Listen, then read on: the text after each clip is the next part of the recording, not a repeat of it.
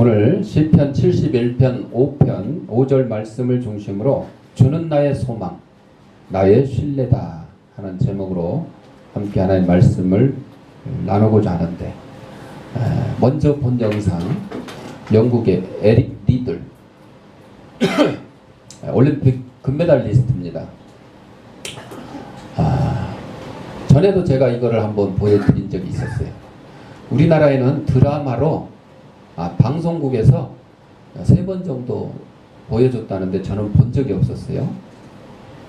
커가지고 이제 알게 됐는데, 이제 극장에서 영화로는 처음으로 이제 개봉이 된다 그럽니다. 아카데미상도 받았고 유명한 영화입니다. 이제 오래됐죠. 여기서의 메시지는 뭐냐? 그 달리기 결승전이 주일날 하기 때문에 이 에릭 리들이라는 주인공은 나는 예수 믿는 사람으로서, 하나님을 섬기는 사람으로서 주일날 예배드려야지 그 가서 금메달 따러 주일날 경기를 할 수가 없다고 포기를 한 사람. 그리고 다른 날 시합에 나가서 금메달을 따신 분이에요. 딴 사람. 그러니까 믿음보다, 하나님보다 더 사랑할 것은 없다. 그것을 보여주는 영화가 이 불의 전차입니다. 제목은 불의 전차, 그러니까 아주 무시무시하죠. 그만큼 달리기를 잘한다, 이제 그런 뜻으로 제목을 삼았어요. 거기에 두 사람이 나와요. 이 에릭 리들 말고 또 유태인 한 명도 나와요. 이 사람도 그 경기에 참여를 해서 금메달을 따는데, 이 사람은 주일날 그냥 달려. 유태인이니까 안식일을 지키면, 안식일은 금요일 저녁부터 토요일 저녁까지니까 주일하고 관계가 없겠죠. 유태인이니까.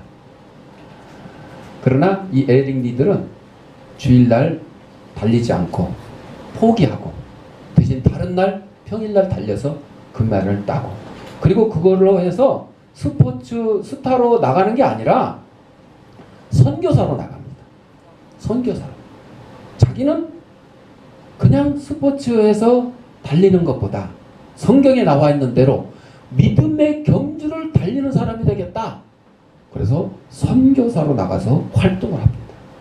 그래서 우리가 오늘날 그 믿음을 본받자 하는 것입니다. 오늘 제목이 뭐예요? 주는 나의 소망, 나의 신뢰라 그랬잖아요. 주님은 내 인생의 모든 것이요. 모든 것이 돼야 되지. 그런데 여러분, 주일날 동창회가 있다고 예배 빠지고, 학교 가야 된다고 빠지고, 학원에서 뭐 어쩌고 저쩌고 한다고 해서 빠지고, 친척 결혼식 있다고 빠지고, 대부분 그렇잖아요. 대부분. 주님이 나의 소망이고 나의 신뢰고 내 인생에 전적으로 맡기실 분이다 그러면 그럴 수가 없잖아요. 그럴 수가 없잖아요. 대통령이, 저도 이제 청와대 2번이나 갔다 왔습니다만, 만나자 그러면 싫다고 하는 사람 있어요? 모르겠어요. 저 야당 지도자들이나 되면 대통령 꼴보기 싫다고 안 만나고 하자 그럴지도 모르지만, 보통 사람들은 대통령이 청와대 불러서 밥 먹자 그러는데 몇 월 며칠 몇 시에 올 수 있냐? 그러면 잠깐만요, 내 스케줄 보고. 이런 사람 있어요? 아니요. 가겠습니다. 대부분 가겠습니다. 네. 시간 지각해요? 아니요. 미리미리 준비하고 미리미리 가서 대기를 하죠. 그 담당자들이요, 계속 체크를 해요. 응? 아주 한 달 전부터 체크를 해서 올 수 있느냐, 올 수 없느냐, 또 그날도 올 수 있느냐 없느냐, 어디로 몇 시까지 와야 되고, 뭐 준비를 해야 되고, 아주 철저히 준비를 시킵니다. 그리고 대통령을 만나요. 신원조회 다 하죠. 빨갱인지 전과자인지, 사돈의 팔촌에 무슨 범죄 혐의가 있는지 다 조사해요. 혹시 테러 분자는 아닌지, 이상한 생각을 가지고 있는 사람이 아닌지 다 철저히 조사를 해서 만나게 하는 거죠. 그런데 여러분, 우리나라의 대통령이 아니라 온 우주 만물을 창조하시고 섭리하시는 하나님께서 보자고 하는 거예요. 하나님께서 보자고 하는 날이 언제요? 주일날이에요. 주일날. 주님의 날. 우리 재훈이가 얘기하잖아. 주일은 뭐라고? 주일은? 주님과 함께. 그래. 주일은 주님과 함께. 근데 뭐 주일은 동창생과 함께. 주일은 결혼식에서. 주일은 학원에서. 아니잖아요. 아니잖아요. 여러분, 주님이 나의 소망이 되시고 나의 신뢰가 되신다 그러면 정말 여러분들 1년 12달 뭐 교회 나와서 생활하라고 하는 거 아니잖아요. 그렇죠? 최소한 주일이라도 주일날 11시 예배라도 좀 하나님을 만나자. 응. 예배 드리는 게 뭐예요? 하나님 만나는 오는 거예요. 하나님 만나러. 오늘 본문에 주 여호와라. 주는 아도나이. 위엄과 지배라는 개념을 내포하고 있는 하나님의 명칭을 주 이렇게 표현했어요. 우리말로 말하면 주인이란 뜻이에요. 주인. 나는 노예고 하인이고 우리 하나님은 주인이시다. 맞잖아요. 하나님 우리를 창조하시고 천지 만물을 창조해 주셨기 때문에 주인 맞습니다. 주인 맞습니다. 우리는 원래 노예요. 노예, 하인. 그런데 하나님께서는 예수 그리스도를 우리를 위해서 이 땅에 보내주시고 십자가의 보혈로 우리를 하인이라 노예라 칭하지 않고 친구라 혹은 자녀라 이렇게 칭해 주셨어요. 얼마나 감사한지 모릅니다. 여러분, 노예. 지난 작년엔가 프리덤이라는 영화도 상영을 했고 지난달에 뿌리라는 알렉스 헤일리의 원작 뿌리라는 아프리카에서 노예로 잡혀가는 기타 쿤테 그 후손들의 얘기를 4부작으로 케이블 TV에서 방영을 했어요. 오래전에 소설로 제가 중학교 다닐 때인가 그런 걸로 기억이 나는데 그 소설을 아주 감명 깊게 읽었던 적도 있습니다. 사람이 사람을 잡아다가 노예로 삼는다. 우리 조선시대 때 하인으로 삼는 거하고는 비교도 안 돼요. 노예는 주인의 소유물이에요. 소유물. 여기서 말하는. 그것도 미국의 어떤 나라예요? 청교도들이 신앙의 자유를 찾아서 영국에서 메이플라워를 타고 신대륙 미국으로 건너가서 절반 가까운 사람들이 병으로 죽고 풍랑에 죽고 그랬지만 그 사람들이 신대륙 미국에 도착을 해서 먼저 뭘 세웠어요? 교회를 세우고 학교를 세우고 그래서 하나님을 잘 믿는 믿음으로 살겠다고 했던 그 사람들이 세운 미국에서 흑인들을 잡아다가 노예로 만들었어요. 주인의 소유물이요. 주인이 마음대로 사고 팔아요. 말 안 들으면 주인이 죽여도 아무도 항의를 할 수가 없어요. 노예가 결혼해서 자식을 낳으면 재산이 늘어난다 그래요. 그렇게 표현을 해요. 너 빨리 결혼해서 아기 낳아서 내 주인의 재산을 늘려라. 노예가 재산이요. 근데 여러분, 제가 그 뿌리라는 책을 읽고 영화를 보고 나서 뭘 느꼈냐. 결론을 말하면 현재 아프리카에 있는 흑인들하고 미국의 흑인들하고 딱 비교하게 돼. 어디에 있는 흑인들이 나아요? 미국에 있는 흑인이 나아요.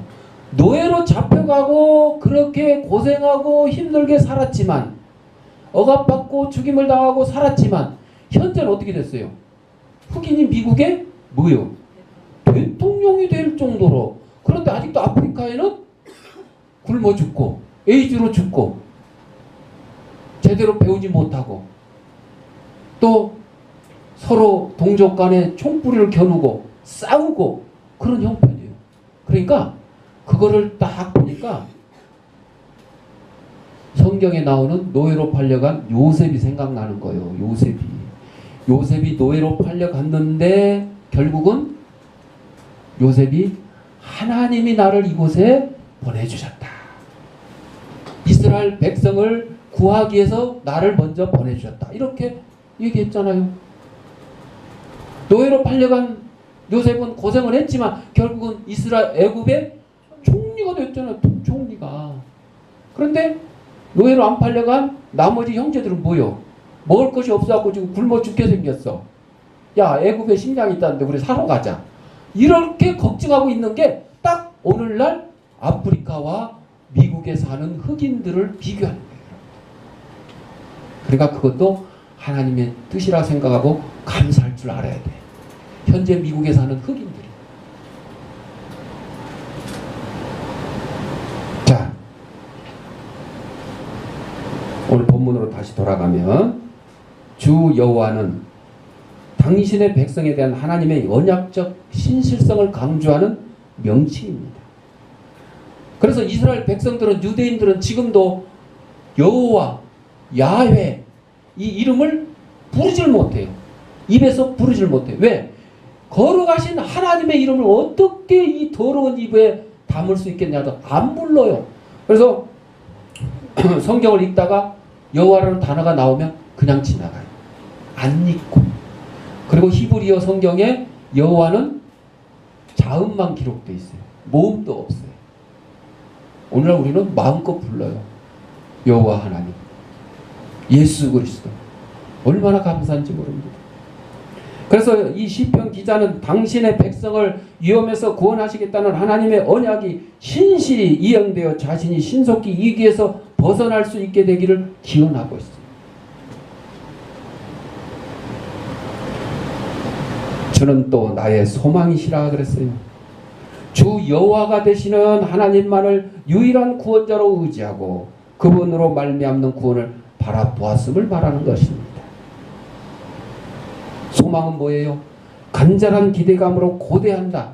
이런 뜻인데 믿음과 인내를 갖고 하나님께서 베푸실 은혜를 기다린다는 것을 뜻하는 거예요.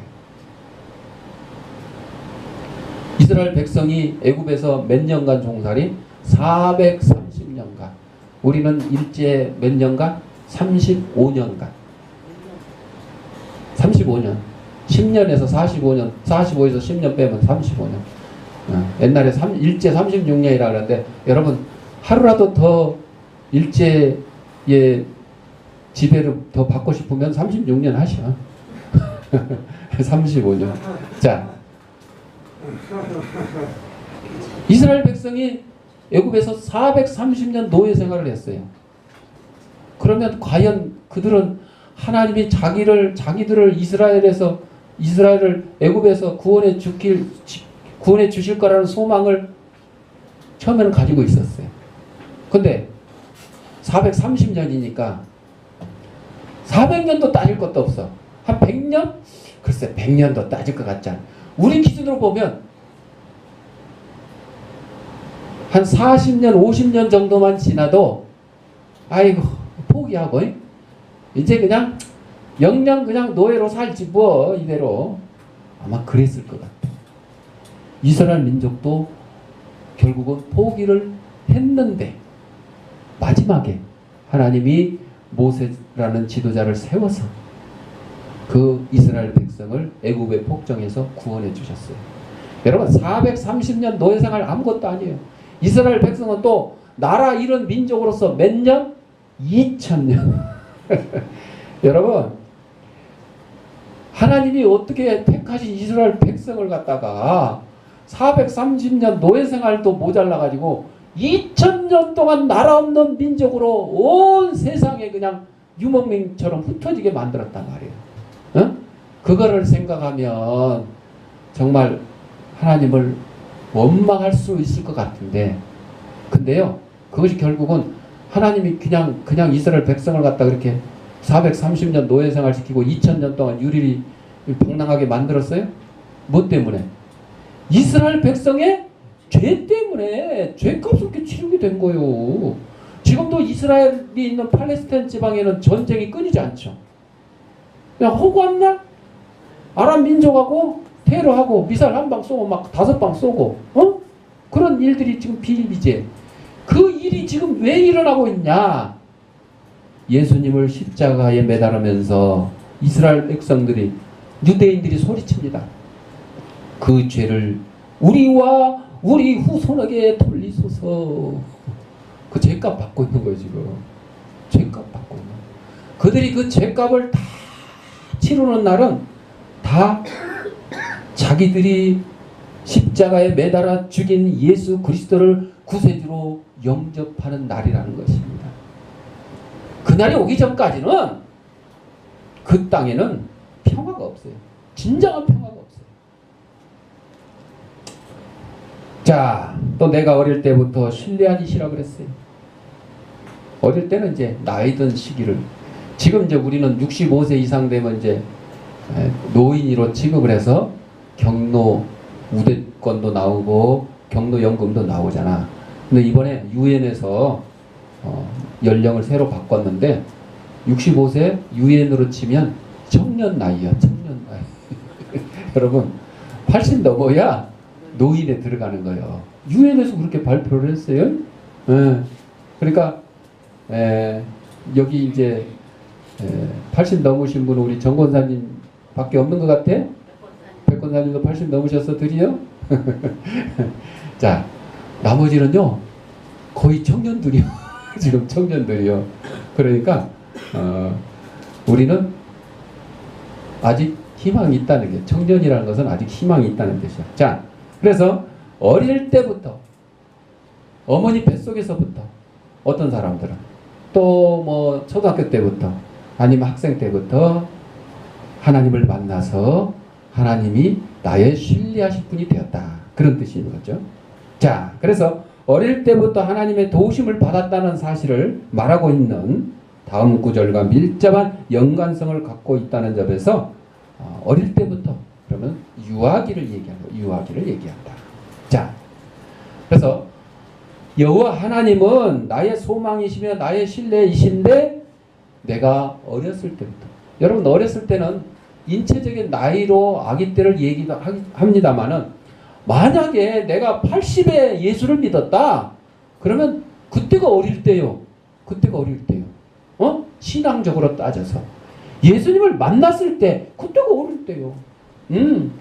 그래서 예수님을 처음 딱 믿게 될 때는 어린아이처럼 그냥 아멘 아멘 하면서 목사님이 가르쳐 주신 하나님 말씀 그대로 순종하며 살기를 원하는 거예요. 그런데 그게 좀 지나가고 좀 안다 싶으면 이제 삐딱하게 이제 자기의 주장을 내세우고 그거는 틀렸어요. 이거는 맞아요. 이래요. 저래요. 목사님 설교가 오늘 뭐 어째요 저째요. 나를 까는 거예요 지금. 뭐 이러고 시험 들었네 이러고 이런 얘기 나오는 거예요. 여러분들, 그래서 어릴 때 그 믿음, 예수님을 처음 내가 믿었을 때 그 믿음이 참 중요합니다. 그때 정말로 하나님은 나의 소망이 되시고 나의 신뢰자라는 것을 깨닫게 됩니다. 날 저녁 뉴스 시간에 골수암으로 한 다리를 잃은 청년의 얘기를 들었습니다. 그 청년은 암 환자들에게 용기를 주고 동시에 캐나다 암협회가 기금 마련을 위해서 대륙의 동쪽에서부터 서쪽까지 주파하기로 했는데 1000마일 정도 달리고 난 뒤에 숨을 거뒀다는 뉴스를 보게 됐어요. 딘마스는 사람이 자기를 위하여 자기 친구를 위하여 자기 목숨을 버리면 이에서 더 큰 사랑이 없다는 그 말씀을 떠올리면서 그 청년이 못다한 꿈을 내가 대신 실현시키겠노라 이렇게 결심을 했어요. 그래서 자기도 암에 걸려있지만 그 약한 몸을 이끌고 청년이 1000마일을 달려고 나머지를 못 달렸잖아요. 나머지 2100마일, 청년이 달린 것보다 배나 더 많은 2100마일, 그 청년이 쓰러진 지점에서 시작하여 여러 가지 어려움과 동시에 인정미를 넘어가면서 느껴가면서 남은 2100마일을 5컬레 운동화와 30파운드의 체중을 소모한 뒤 완주를 했고 청년의 꿈을 대신 이루어 줄 수 있었습니다. 그의 건강은 더욱 좋아졌는데 무엇보다도 그는 상상할 수도 없는 큰 기도의 능력을 배웠다고 합니다. 그는 이렇게 간증합니다. 내 생을 어떻게 할까 하고 기도하고 응답을 받았습니다. 나는 약한 병이 변하여 복이 되게 해달라고 기도했더니 응답을 받았습니다. 나는 가는 길에서 사람들이 나를 도와주게 해달라고 기도했더니 도와주었습니다. 나는 나의 행동이 많은 사람들에게 감동을 주고 용기를 주고 도움이 되기를 기도했습니다. 그 기도도 응답이 되었다고 나는 믿습니다. 내 장래가 어떻게 되든지 나는 만족합니다. 나는 암이 낫지는 않았지만 내 공포는 나았습니다. 의심도 고침을 받았습니다. 그 암은 내 안에 있지만 상관이 없습니다. 하나님이 하나님의 영광을 위해서 내가 전할 노래를 주셨습니다. 나는 남은 날 동안 계속 그것을 전하고 찬송하겠습니다. 이렇게 고백을 했어요. 여러분들, 이 사람에게는 바로 하나님이 소망이 되시며 신뢰자가 되시기 때문입니다. 인간에게 있어서 예수 그리스도의 발견은 그 어떤 발견보다도 가장 중요한 발견이요 가장 위대한 발견이 되어야 됩니다.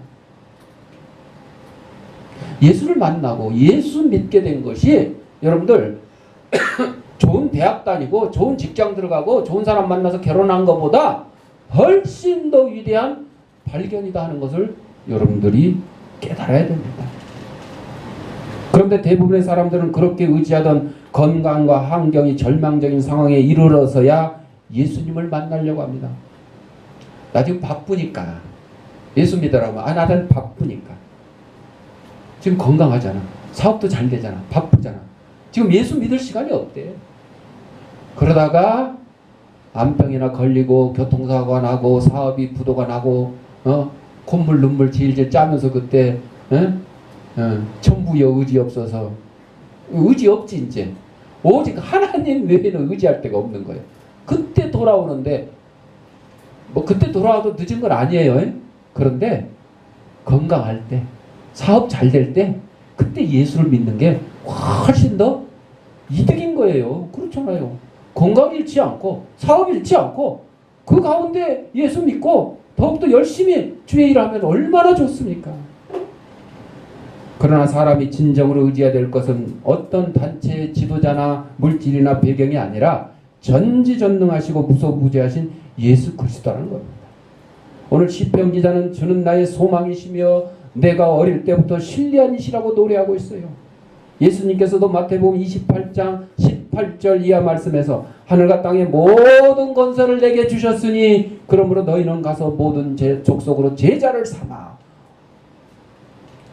아버지의 이름으로 세례를 주고. 그 말씀이 나오잖아요. 예수님께서 오늘 성도들에게 내가 하늘과 땅의 건설을 가지고 있으니 너희는 나를 신뢰하라 이런 말씀인 것입니다. 인류의 역사와 운명을 좌우하시는 분은 예수님이십니다. 그 어떤 강대국도 인류의 역사와 운명을 좌우할 수는 없습니다. 그럼 우리는 강대국이나 강한 자를 찾지 말고 오직 예수 그리스도를 찾아야 됩니다. 예수님께서 높이시면 낮출 자가 없고 예수님께서 낮추시면 높일 자가 없기 때문입니다. 사랑하는 성도 여러분, 예수 그리스도께서 하나님의 아들이시요 만유의 창조자이시요 절대 주권자이시며 심판주이시며 구원자이심을 믿고 있습니까? 그렇다면 이런 큰 은총이며 이를 믿게 해주신 분은 내 마음이 아니라 성령님이랍니다. 성령님. 이 세상의 것은 다 물것처럼 사라집니다. 우리의 젊음도 사라집니다. 우리의 건강도 사라집니다. 명예도 권세도 사라집니다. 대통령, 우리나라에서 대통령 하면 뭐 몇 년 만에 물러나야 돼? 5년 만에 물러나야 돼. 영원한 것은 예수 그리스도의 구원의 신앙과 하늘나라밖에 없다는 사실을 여러분들 기억하시기 바랍니다. 뉴욕의 한 가정에서 아이가 태어났는데 어려서부터 소아마비를 앓고 시력도 극도로 나빴어요. 천식까지 알아서 앞에 있는 촛불을 끌 힘도 없는 호흡 곤란을 가지고 있었어요. 가까스로 생명을 연장하여 드디어 11살 되던 날 아버지는 이 아이에게 이런 말을 해주었습니다. 아들아, 네가 가진 장애는 장애가 아니란다. 내가 만약 전능하신 하나님을 참으로 신뢰하고 믿는다면 그리고 하나님의 도우심이 너와 함께 한다면 오히려 너의 장애 때문에 모든 사람이 너를 주목할 것이고 너는 진실로 역사의 신화 같은 기적을 남기는 놀라운 삶을 살 수 있단다. 아버지가 이렇게 그 아들에게 격려의 말을 해줬습니다. 그는 23살 때 뉴욕주를 대표하는 의회 의원이 되었고 28살에 뉴욕 시장 선거에 출마했고 얼마 후에 뉴욕 주지사가 되었고 부통령을 거쳐서 미국의 역사상 가장 어두웠던 시절에 미국의 신화를 재건하는 대통령이 되었는데 1906년에 노벨 평화상까지 수상하였던 이 사람의 이름은 바로 루즈벨트 대통령이었어요. 루즈벨트.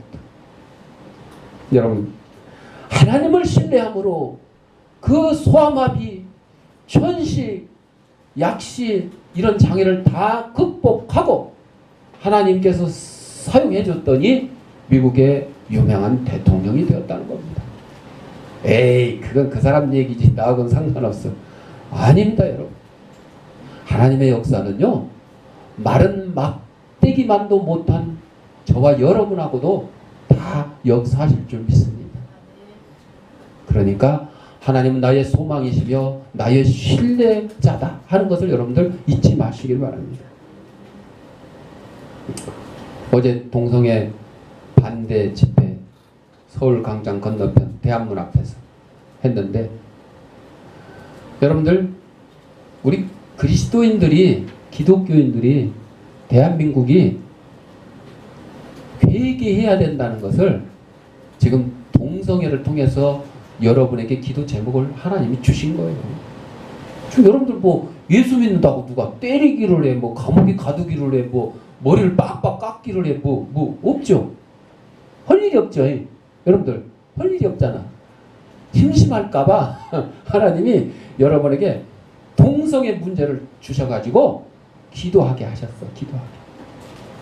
아니 그냥 소나기 내리고 그러는데 여러분들 우리가 왜 거기 가가지고 그러고 있냐 이거지.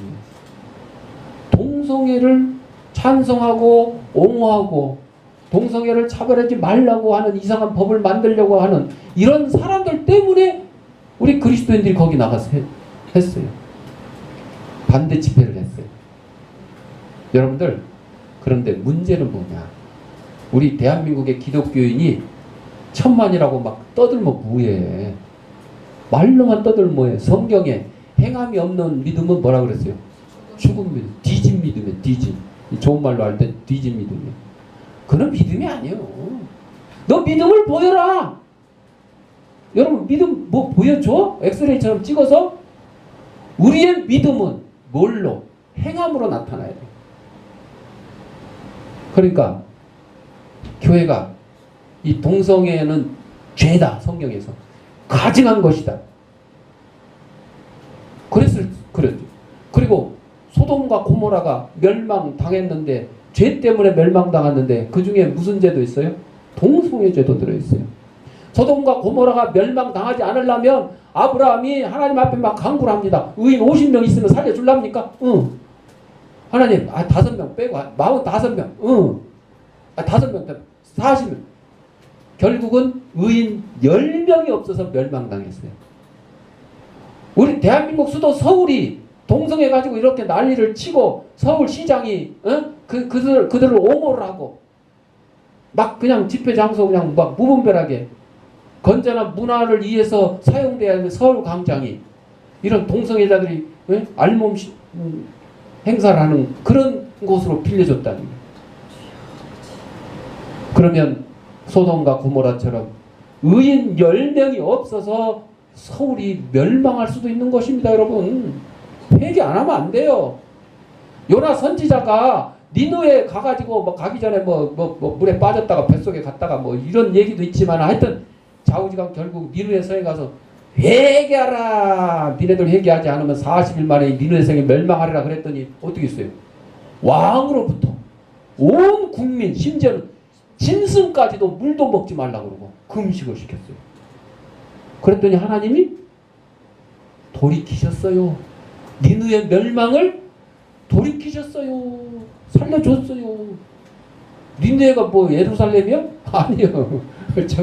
저 이라크 땅. 응? 이라크 땅. 지금 아랍 땅이야, 아랍 땅. 그러니까 요나가 아니 적국의 수도 니느웨가 멸망당해야 되는데 멸망 안 당하니까 화가 났잖아. 차라리 날 죽이라고. 아이고 여러분 이런 못된 심보 가지면 안 되는 거예요. 가지지 말라고 지금 성경에서 알려주는 거예요. 여러분, 우리 그리스도인들이 동성애자들을 대할 때 그들도 구원받을 대상으로 생각을 해야 돼요. 죄는 미워하되 뭘 미워하지 말라고? 인간은 미워하지 말라고. 동성애는 미워해도 동성애자는 미워하지 말라 그러는데 그게 어디 쉽게 돼요? 예? 죄는 눈에 보여요?